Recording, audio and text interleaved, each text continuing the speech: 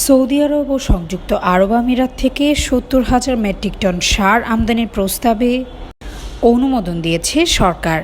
এতে মোট ব্যয় ধরা হয়েছে ৪৮৪,১৫,৭০,০০০ টাকা। এর মধ্যে ৩০,০০০ টন বাল্ক গ্রানুলার ইউরিয়া এবং ৪০,০০০ টন ডিএপি সার।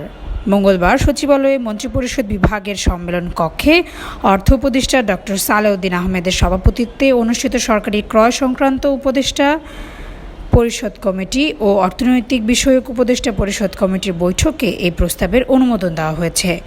বৈঠক সূত্রে জানা গেছে, শিল্প মন্ত্রণালয়ের এক প্রস্তাবে ২০২৪-২৫ অর্থবছরে সংযুক্ত আরব আমিরাত থেকে চতুর্থ লটের ৩০,০০০ টন বাল্ক গ্রানুলার ইউরিয়া সার আমদানির প্রস্তাব।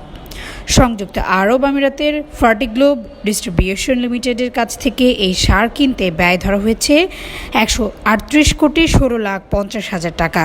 প্রতি টন সারের দাম পড়বে ৩৭৭.৫০ মার্কিন ডলার।